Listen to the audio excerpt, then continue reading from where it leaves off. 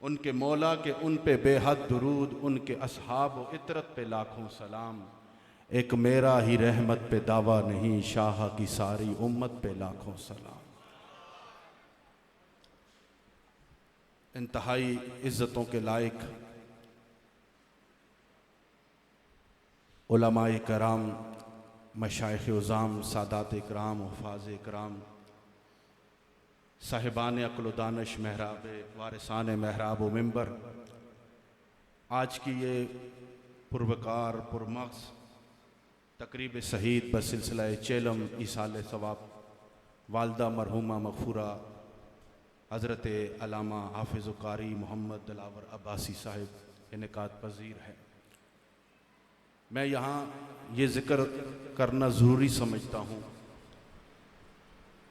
कि जिस मरहूमा माई साहिबा के ईसाल सवाब की महफ़िल में हम बैठे हैं, मेरा बचपन भी उन्हीं के हाथों में गुज़रा है।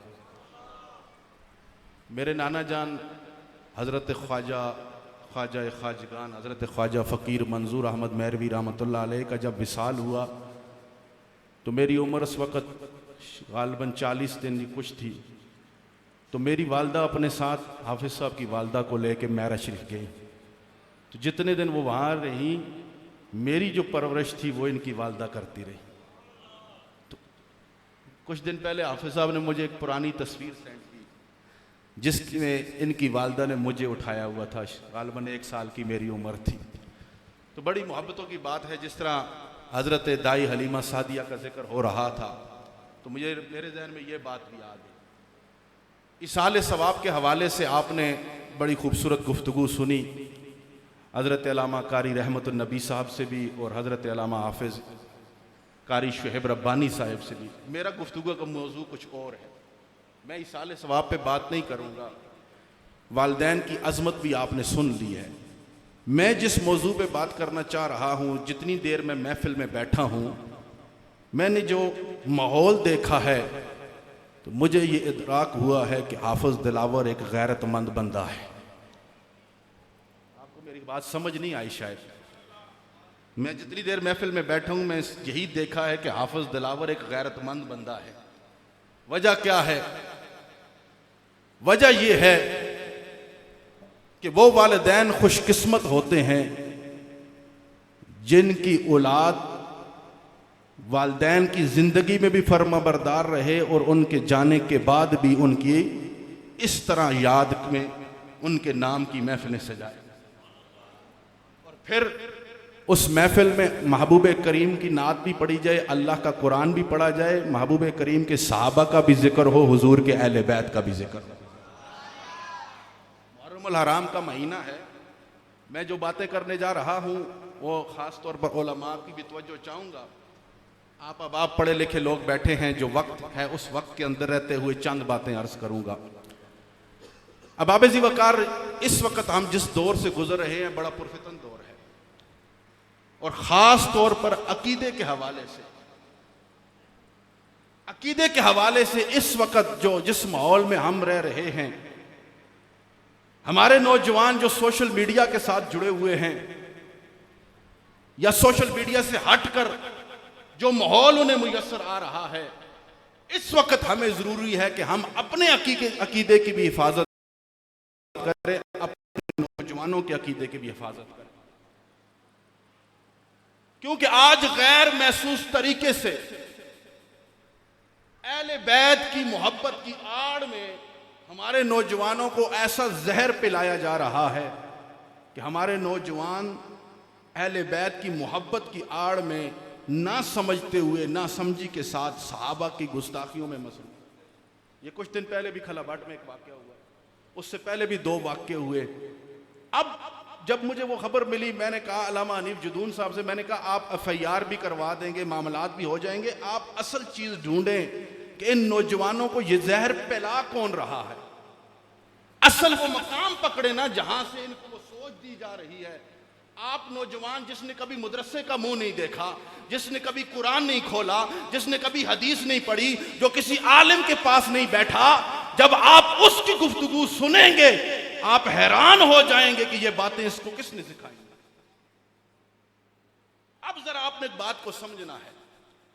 हजरत सईदा कायनात सलामुल्लाह अलैहा खातून जन्नत का जब तक विसाल नहीं हुआ, आप हजरत मौलाए कायनात के अकद में रही। यहां भी एक मां का जिक्र है। तो मौलाए कायनात ने दूसरा निकाह नहीं किया। जब सईदा कायनात का विसाल हुआ, जब मौलाए कायनात का रिश्ता आया उस घर में, तो जिस बीबी के लिए रिश्ता आया, उनके वालिद ने अपनी जोजा से मशवरा किया कि हमारी बेटी के लिए अली का रिश्ता आया है, क्या हमारी बेटी इस काबिल है कि ब्याह कर उस घर में जाए, उस घर में जाए। जब ये मशवरा हुआ तो मां ने कहा, मैंने अपनी बेटी की तरबियत इस तरह की है कि वो उस घर के काबिल हो सकती है। बेटों की मां जो उनको लक़ब मिला। और मौलाए कायनात की जब घर में वो बीबी गई तो अल्लाह ने उनको 4 शहजादे अता किए, जिसकी वजह से उनको उम्मुल बनीन कहा जाता है। उन शहजादों में जो 4 नाम हैं, हजरत अब्बास बिन अली, हजरत अब्दुल्ला जिनकी कुनियत अबू बकर बिन अली, हजरत उस्मान बिन अली, हजरत उमर बिन अली। और जब तक वो बीबी उस घर में रही, उन्होंने अपने बेटों की तरबियत इस तरह की कि कभी हुसैन और हसन को भाई कहकर ना पुकारना, जब भी पुकारना मौला हसन कहकर पुकारना, मौला हुसैन कहकर। क्योंकि माहौल ऐसा है, मुहर्रम का महीना है, तो हमारा माहौल ऐसा बन रहा है। अभी मेर अली साहब साहबा की मनकबत पढ़ रहे थे ना, तो आज माहौल ऐसा बन गया है, मुहर्रम में अगर कोई साहबा की मनकबत पढ़े तो वो कुछ कहने वाले कहते हैं, देखो जी अहले बैत का जिक्र छोड़कर साहबा का जिक्र कर रहे हैं, इनको मुहर्रम में साहबा का जिक्र याद है।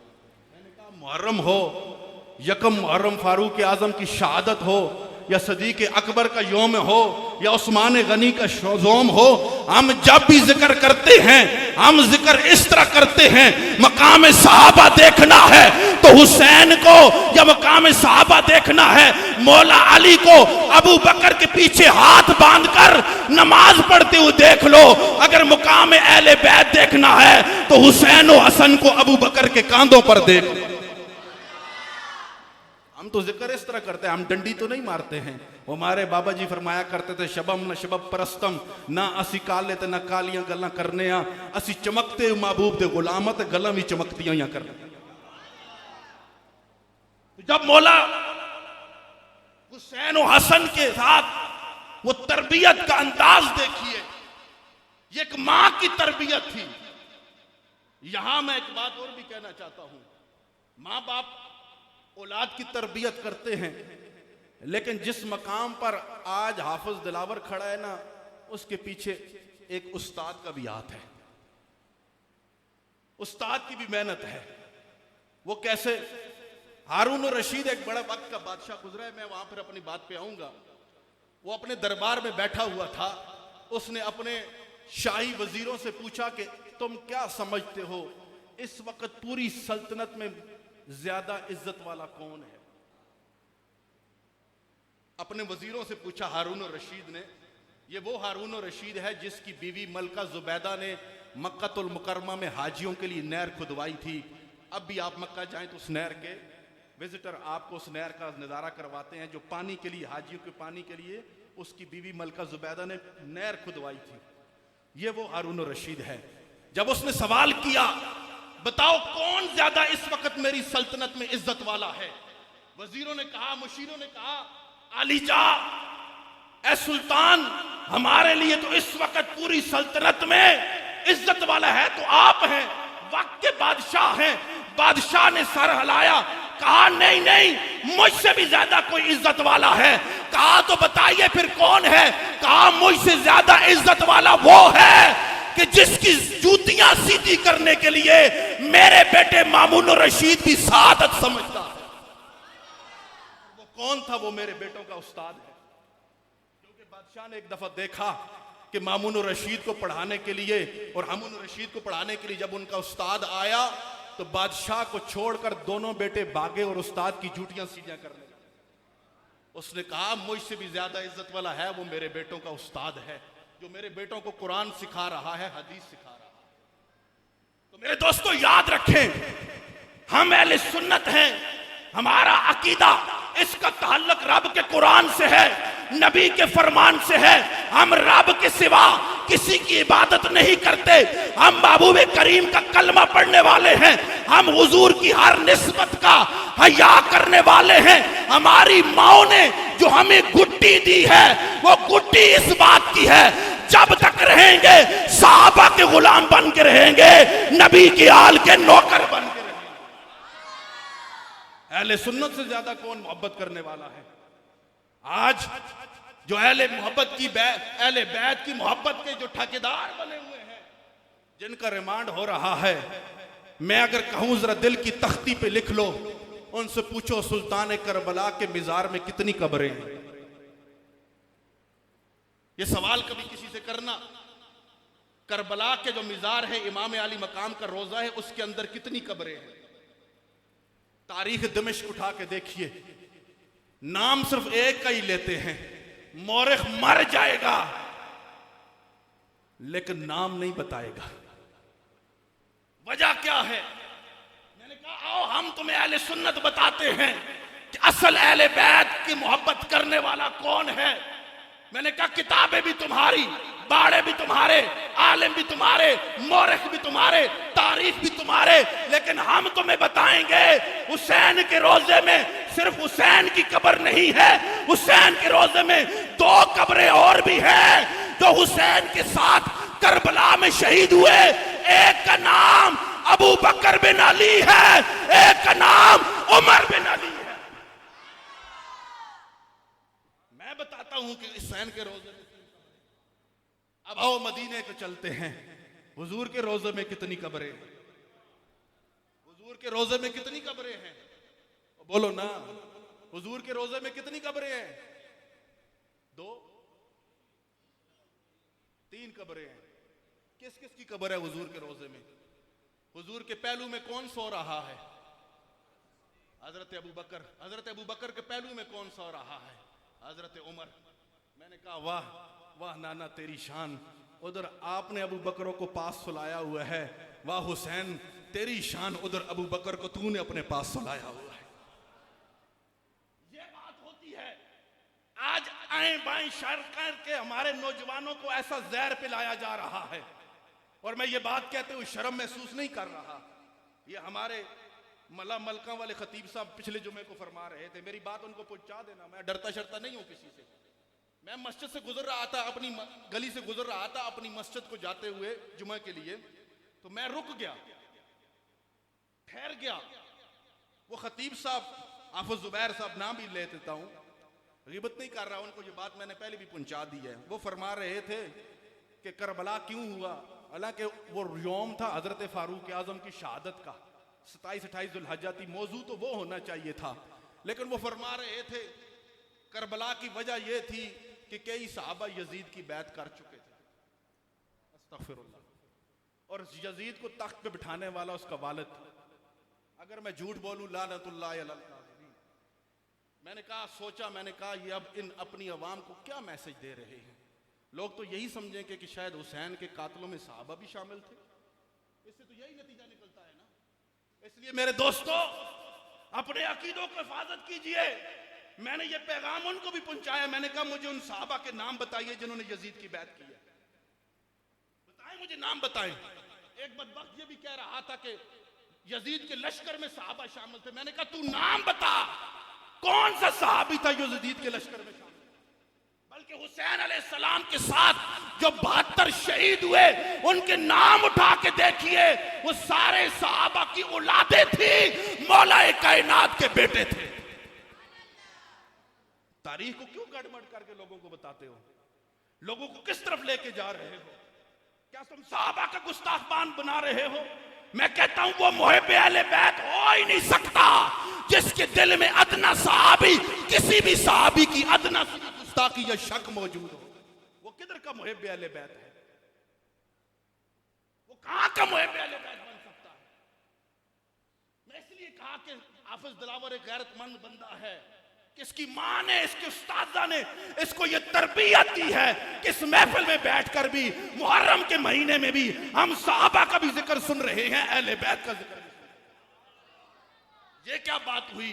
महबूब करीम का कलमा पढ़ो तो महबूब की निस्बतों को भूल जाओ, सहाबा की मोहब्बत का दम भरो तो अहले बैत। वो सहाबा है कौन? आओ मैं बताता हूं।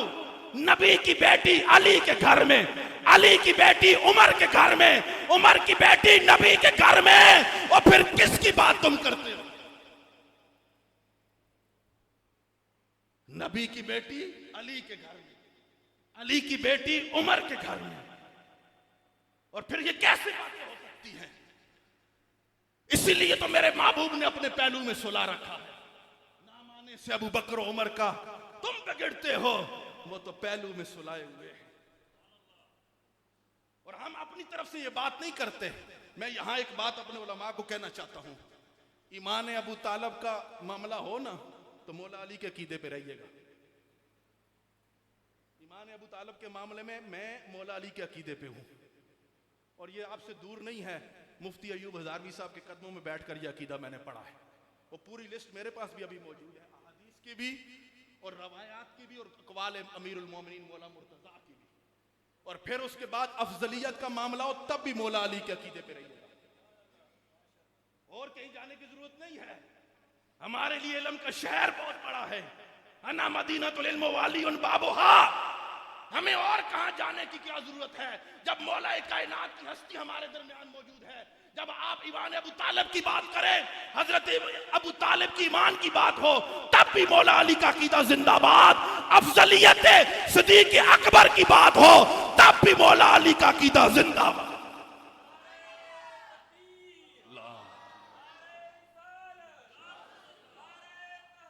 हक चाह रही है।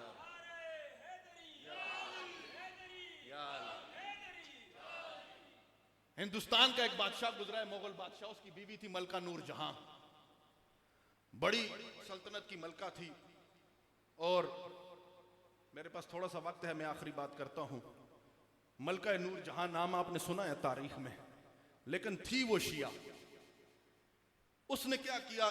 ईरान में खत लिखा, ईरान को खत लिखा। हमें किसी से लेना देना नहीं है, लेकिन मैं तारीख की बात और ये हकीकी बात बता रहा हूं। उसने ईरान खत लिखा ईरान के बादशाह को कि बड़े बड़े अपने उलमा भेजो जो हिंदुस्तान में आकर अहले बैत की शान बयान करें, ताकि यहाँ पर लोगों को अहले बैत की शान बयान करके उनको अपने मसलक का पैरोकार बनाया जाए।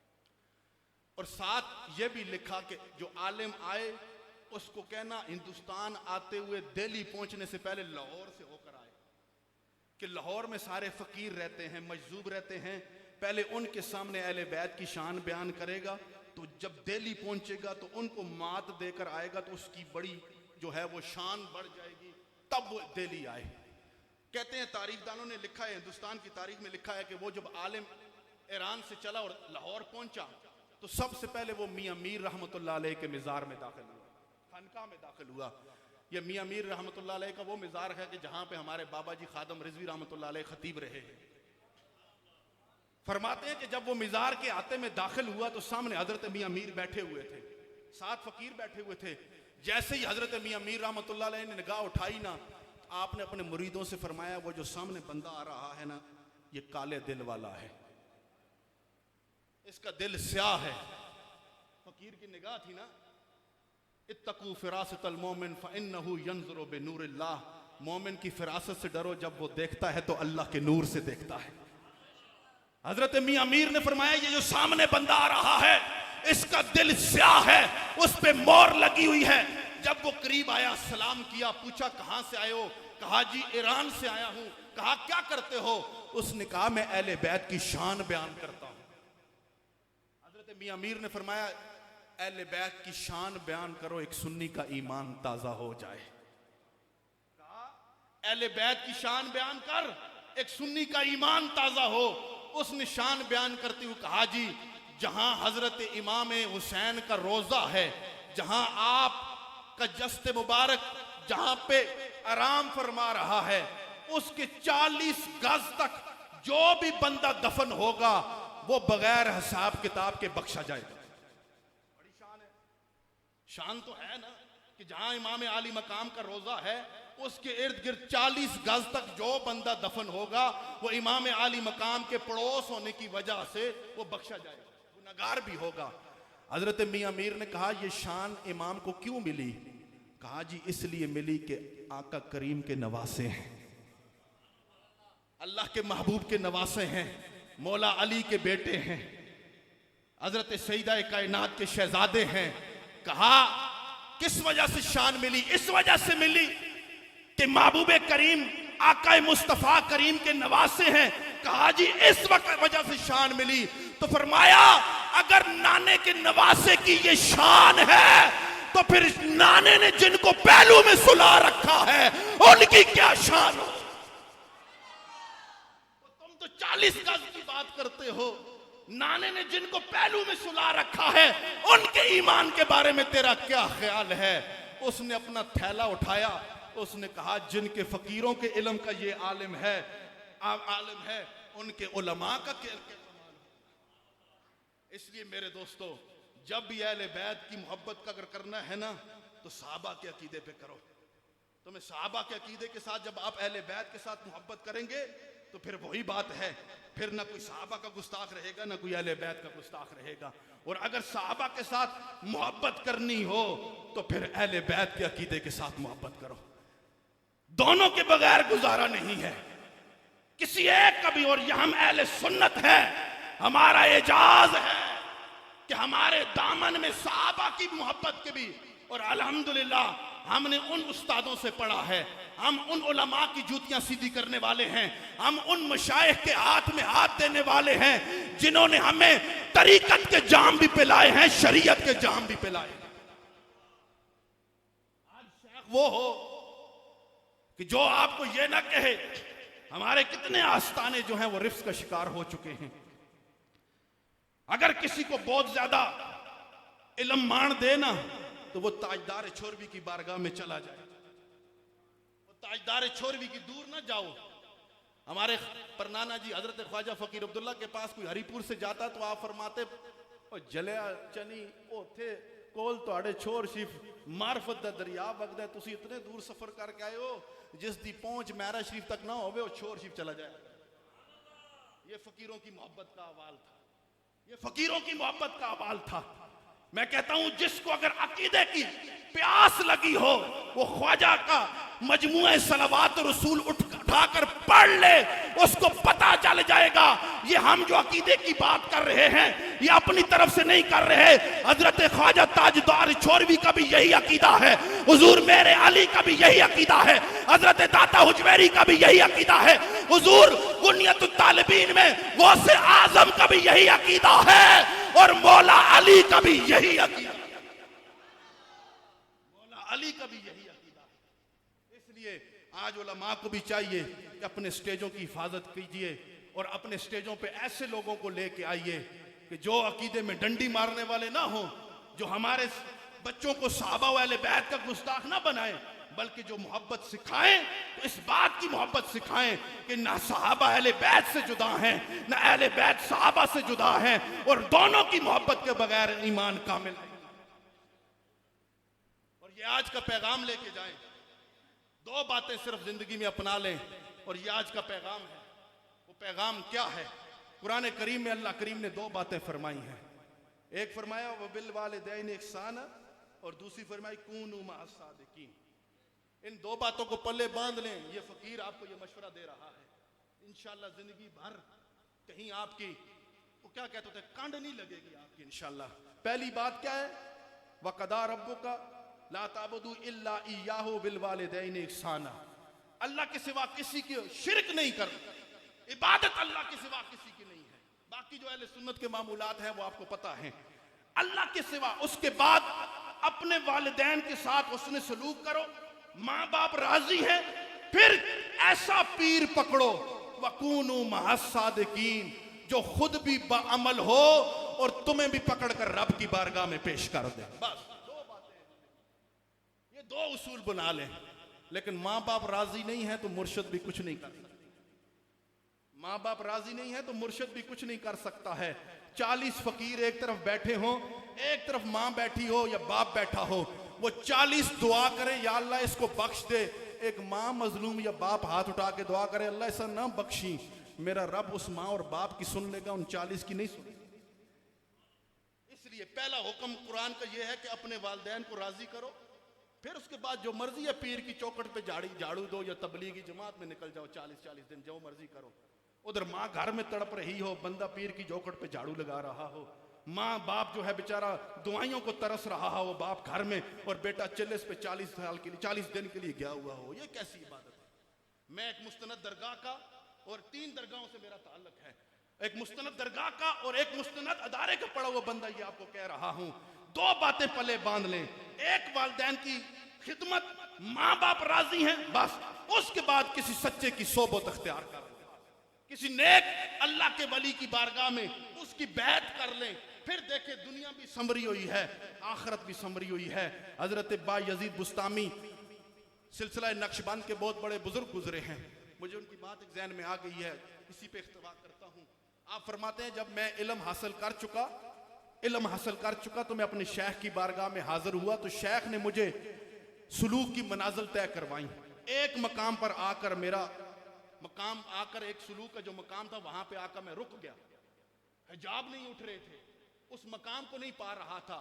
इसी कशमकश में मैं छुट्टी पे घर आ गया। जब घर आया तो रात को माँ की खिदमत में हाजिर हुआ, तो जब माँ ने कहा कि बेटा जब तू जाएगा तो कमरे का जो दरवाजा है ना, इसको इस तरह खोल दे, जिस तरह हमारी जुबान में कहते हैं टो दे, यानी पूरा खुला हुआ भी ना हो और पूरा बंद भी ना हो, थोड़ी सी हवा आने की जगह रहे। हजरत बायजीद फरमाते हैं कि वो दरवाजा ऐसा था, मैं उसको खोलता तो वो पूरा खुल जाता, बंद करता तो वो पूरा बंद हो जाता, लेकिन माँ का हुक्म था कि दरवाजा थोड़ा सा खुला रहे। बायजीद बुस्तामी फरमाते हैं, मैं दरवाजे को पकड़ कर खड़ा हो गया कि माँ का हुक्म है। कहते हैं रात गुजरती रही, मैं दरवाजे को पकड़ के खड़ा रहा, उधर मैं दरवाजे को पकड़ के खड़ा रहा, उधर मेरे सुलूक की वो मनाजिल तय होती रही, क्योंकि माँ के हुक्म में खड़ा था। कहते हैं सुबह जब माँ की नमाज की फजर के वक्त आंख खुली, माँ ने पूछा कौन है, मैंने कहा बेटा माँ तेरा बेटा बायजीद हूँ। पूछा क्यों खड़ा है, कहा माँ आपका हुक्म था दरवाजे को खुला रखना है, मैं दरवाजे को पकड़ के खड़ा रहा। बेटे ने जब ये बात की, माँ ने कहा बेटा तू मेरे हुक्म की तामील में खड़ा रहा, हाथ उठाए, कहा जा तेरी अल्लाह तेरी मुश्किलें आसान करे। फरमाते हैं माँ के हाथ उठने की देर थी, अल्लाह ने मुझे वो सुलूक की मनाजिल भी तय करवा दी, मुझे वो मकाम भी अता कर दिया। इसलिए मेरे दोस्तों, जिनके माँ बाप जिंदा हैं कदर कर लें। वो कहते होते हैं कि फिर वो भी हाथ नहीं आती हैं। आज हाफिज दिलावर से पूछिए कि आज माँ सर से उठी है तो क्या इंसान का हाल होता है, बाप सर से उठ जाए तो फिर जमाने का तब पता चलता है। अल्लाह जिनकी माएँ जिंदा हैं उनकी कदर कर लें, जिनके बाप जिंदा हैं उनकी कदर कर लें, खिदमत करके अपनी दुनिया और आखिरत को संवार लें। और फिर अगर जो उन दुनिया से चले गए हैं तो फिर उनकी कब्रों पे हाजिरी दें, उनके साथ ताल्लुक रखें, रूहानी ताल्लुक रखें। और यही बात है कि जाने के बाद भी उनके साथ इसाले साहब के जरिए, दुआओं के जरिए उनके साथ राब्ता रखिए। बात वही है, कहते यही है कि वो बड़े शायर ने बड़ी खूबसूरत बात की। उसने कहा एक मुद्दत से मेरी माँ सोई नहीं ताबिश, एक बार कहा था माँ मुझे डर लगता है। व आखिर दावाना अनिल हम्दुलिल्लाहि रब्बिल आलमीन।